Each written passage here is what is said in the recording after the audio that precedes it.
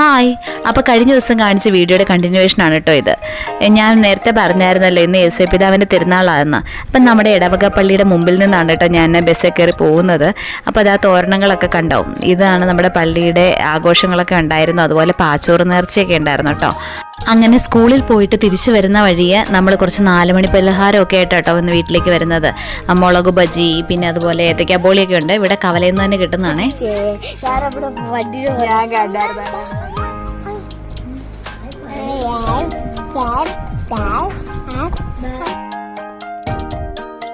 ഇതാണ് കേട്ടോ ഞാൻ നേരത്തെ പറഞ്ഞേ പാച്ചോറ് നേർച്ച ഉണ്ടായിരുന്നു. അപ്പം ഞങ്ങളെല്ലാവരും കുറച്ച് പാച്ചോറൊക്കെ കഴിച്ചു കേട്ടോ.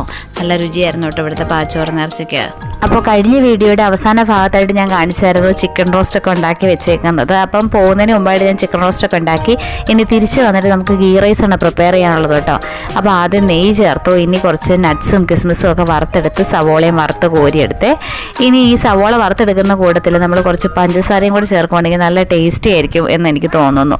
ഇനി ഇതെല്ലാം വറുത്ത് കോരി അതേ എണ്ണയിലേക്ക് തന്നെ കുറച്ച് സ്പൈസസ് എല്ലാം കൂടെ ആഡ് ചെയ്ത് അതൊന്ന് പൊട്ടി കഴിയുമ്പോഴത്തേക്കും വീണ്ടും കുറച്ച് സവോള, അത് അധികം വഴറ്റേണ്ട കാര്യമില്ല, കുറച്ചൊന്ന് വഴറ്റി കഴിയുമ്പോഴത്തേക്കും നമുക്ക് നമ്മളുടെ കുതിർത്ത് വെച്ചിരിക്കുന്ന ജീരശാല റൈസാണ് കേട്ടോ ഞാൻ ഉപയോഗിച്ചത്. അതൊന്ന് നെയ്യിലൊന്നും ഇങ്ങനെ വഴറ്റിയെടുക്കുക. നല്ലതായിട്ട് ഇങ്ങനെ പതുക്കെ അരിയൊക്കെ ഒന്ന് പൊട്ടി തുടങ്ങുവാണെങ്കിൽ കുറച്ചും കൂടെ ടേസ്റ്റ് വരും കേട്ടോ, നെയ്യുടെ ഒരു രുചി വരുന്നുണ്ടായിരിക്കും. 3 കപ്പ് അരിയാണെങ്കിൽ 6 കപ്പ് തിളച്ച വെള്ളമാണ് കേട്ടോ ഇനി വെള്ളം ചേർത്ത് കൊടുക്കേണ്ടത്. വെള്ളത്തിലേക്ക് 1 നാരങ്ങ മുഴുവനായിട്ടും അതുപോലെ ആവശ്യത്തിന് ഉപ്പും ചേർത്ത് നമുക്കൊന്ന് മൂടി വെച്ച് ലോ ഫ്ലെയിമിൽ വേവിച്ചെടുക്കാം. 10 മിനിറ്റ് വേവ് എന്ന് പറഞ്ഞത് മിനിമം ആണ് കേട്ടോ.